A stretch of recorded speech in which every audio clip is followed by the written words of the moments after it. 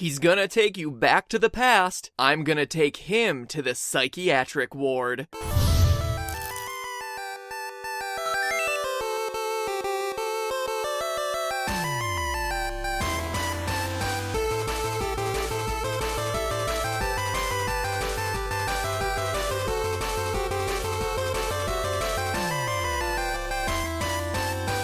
Hello, Internet. Welcome to Game Theory, where our favorite F word is funambulism, which means tightrope walking. Duh. I'm also a fan of the words slangwanger, widdershins, and collywobbles, but now we're just indulging ourselves and turning into morosofts, so I'll stop my digressing. Today, we're talking about the angry video game nerd, the internet's most famous gamer. Angriest gamer?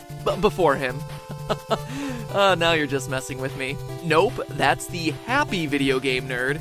Ah, there it is. The original angry gamer. Long before the days of the bro-fisted, the grumps, and the theorists, there was the nerd.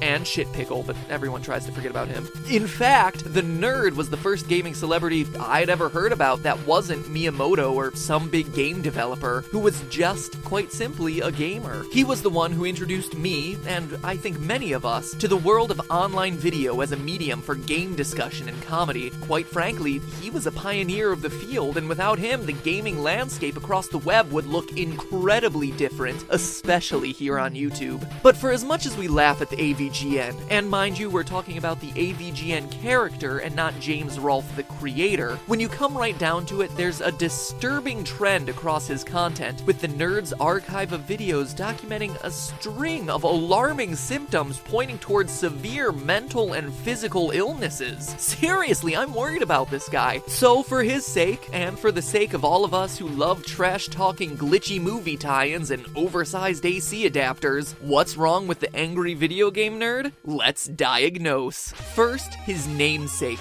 the anger. Well, yes, anger is a natural emotion in everyone, and yes, broken, poorly programmed, and excessively difficult games can make anyone rage. His reactions are, well, a bit more extreme, rivaled only by this Russian kid.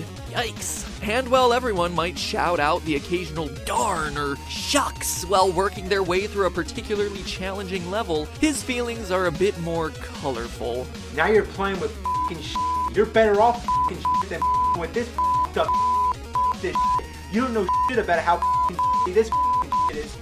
What? You can't expect me to actually air that stuff, can you? I mean, come on now. This is a family-friendly show after all. Hey, that was from a different, more confused time, okay? Past attempts at clickbaiting aside, though, having these sorts of intense reactions in situations where, let's face it, he's still on level 1 of a pretty mediocre video game, seems to suggest that the nerd suffers from a condition called intermittent explosive disorder, or IED, a completely real mental illness that's characterized by extreme expressions of anger, often to the point of uncontrollable rage, that are disproportionate to the situation at hand. Muttering a mild curse because you missed a jump? Normal. Beating Bugs Bunny to the brink of death, then defecating on the victim?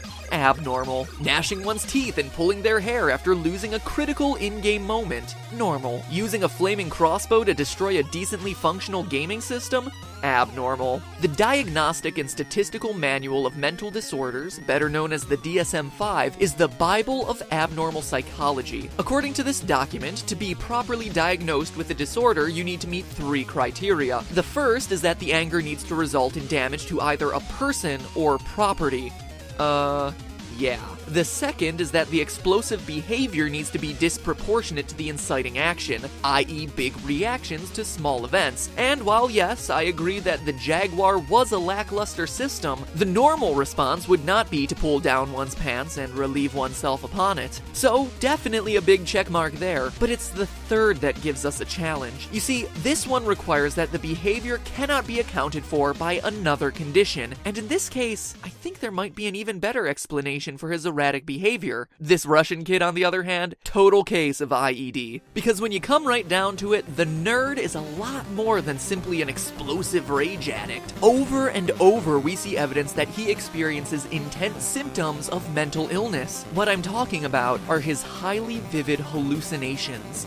ninjas, comic book characters, floating pickles of excrement, even a cyborg religious figure he's named Super Mecha Death Christ. The nerd reacts to these creations with such vehemence that it seems to suggest that he may be suffering from paranoid schizophrenia, a mental illness defined by extreme delusions and hallucinations. It's a pretty extreme claim, so in order to fully diagnose him, we need to look a bit closer. A common delusion among paranoid schizophrenics is that you've been singled out for harm, and we see this time and time again. The nerd's insistence that he was tied up and punished by the Joker, or that he was actively pursued by fictional nightmare creatures like Freddy Krueger and Jason Voorhees. Paranoid schizophrenics may also have delusions of grandeur, the belief that they can fly, that they're famous, for example. In the nerd's case, he repeatedly assumes the role of an accessory-clad superhero who must defeat both the devil and rampaging robots, calling to his side the help of Jesus Christ himself. And finally, the delusions can result in aggression or violence if you believe you must act in self-defense against those who want to harm you. See also Bugs Bunny. So the nerd is clearly delusional, but there's more. Paranoid schizophrenia also comes in a bundle pack with auditory hallucinations. The person suffering from the illness hears unpleasant voices that are cruel, making ongoing criticisms of what they're thinking or doing. Throughout the nerd's videos, no example is better than the glitch gremlin, a creature who harasses the nerd mercilessly throughout his play session. Other symptoms of paranoid schizophrenia include extreme anger and bursts of intense violence, and we already know that the nerd has those. In short, taking years worth of nerd videos into consideration, the diagnosis is clear. What we've been laughing at hasn't been a stereotyped caricature of the gaming nerd persona. No. What we've been laughing at for millions upon millions of hours is a mentally disturbed gamer clearly in need of psychiatric consultation. Dear theorists watching this video, indulge me a moment while I reach out directly to this man, this individual, in an attempt to correct the years of neglect that we've shown him.